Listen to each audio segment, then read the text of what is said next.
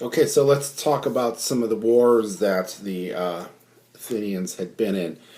These are called the Persian Wars. So about 499 BC, we have the Ionian Greeks who are living on the west coast of Anatolia, which you should know is near Turkey, on the Aegean Sea. And they consider themselves Greeks. They moved out during the time when there was more farmland needed. But they're ruled by the Persians. The Persians control that, and their king is for the Persia is Darius. Now Darius wants to keep them in order, and the Ionian Greeks get a little rebellious.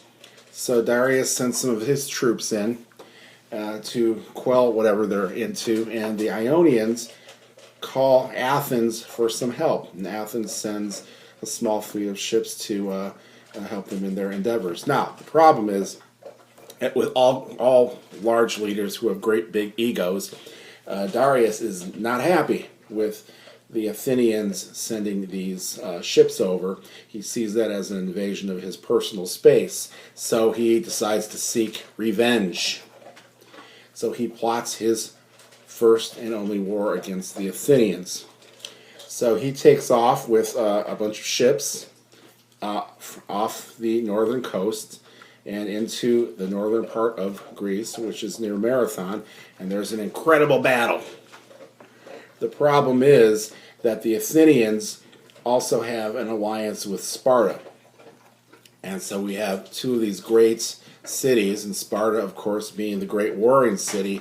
They utterly defeat the Persians, and Darius is forced to flee back to Persia. And we all know the story of the runner who runs from Marathon to Athens to talk about Miltiades, who's the general for Athens, a great victory. And he says something like, we have won, and he collapses. Of course, that run was 26 miles from Marathon to Athens, and you all know, of course, that the marathon is about 26 miles. Now, Darius dies. His son is Xerxes, and he seethes about this utter defeat of his father and wants revenge. Of course, they all want revenge. They all want to have these leaders, these kings want their glory. So Xerxes sends a force of 250,000 men, more than 500 ships, and they cross what's called the Hellespont or the Dardanelles, which is this tiny piece of waterway, very short. They build a bridge to cross so they can get over through the Aegean and also cross the land into northern Greece. Now, we know the famous story of the Battle of Thermopylae. So he has all of these troops. And even though the Athenians have these alliances with Sparta, they still know that they're not going to win, but they think at some point they can hold them off. So Thermopylae has this way that troops can get across that is rather narrow, but it is the easiest way to cross in toward Athens. And the only way that the Athenians and the Spartans can really hold things off until they can get people out of Athens is to have a battle. And there are about 7,000 Athenian and Spartan troops that hold them off for a few days, but they need to retreat.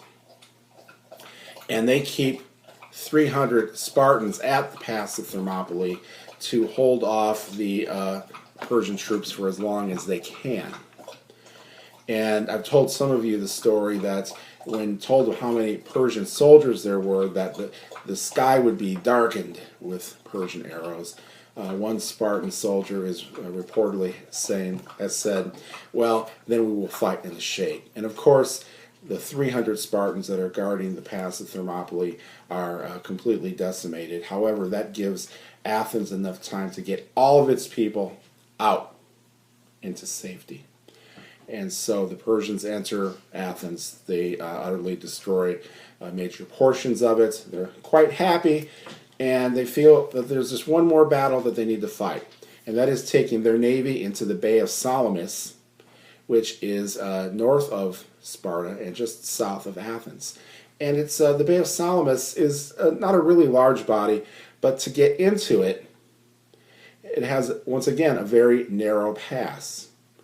And Xerxes, who is convinced he's utterly going to demolish the Athenians because they're the ones who have the ships. They have about 200 ships, triremes, that are small boats, very maneuverable, very good for fighting. And the Persians have these incredibly large ships with lots of men on them to fight. But again, they're hard to maneuver in this small place, especially going through this pass. So Themistocles, who is the general waging this battle in the Bay of Salamis, sends his 200 ships out, and they basically have a shooting day. As the Persians are coming out, they go around them, they ram them, they fight them, and they utterly destroy Xerxes' navy, which is, for me, it's kind of funny because Xerxes is sitting on the shore in a golden throne filled with such pride, such hubris, and he thinks, this is the day we will be valiant, we will win, we will destroy the Greeks forever. And he watches his navy completely demolished, and they must retreat back to Persia. The Persians are taken care of in a later battle, the Battle of Plataea. We haven't really discussed that, but that pretty much puts the Persians into their place. Okay?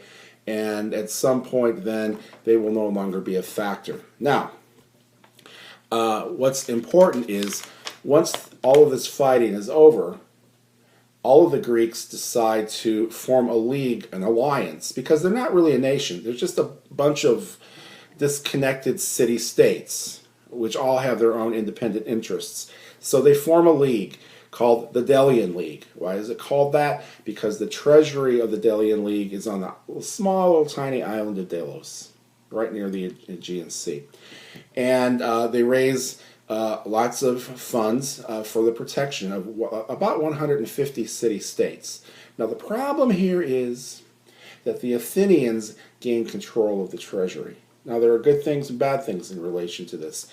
The bad things are they take a lot of that money and they use it for building projects in Athens, which doesn't help anybody except the Athenians. Now they raise taxes among all the city-states, and they do use it to fight piracy and keep the waterways open for trade. But they also garrison troops in all of the city-states. Now what does garrison mean? We talk about garrison troops is they're sending Athenians into other city-states. So just imagine that we are in alliance with other nations and they send their troops in supposedly to protect us. And these are foreigners. And they don't really like that. Okay? And they feel like they're being taken advantage of. Now, according to historians, they call this imperialism. Imperialism is when one nation uses the resources and people of another nation for its benefit.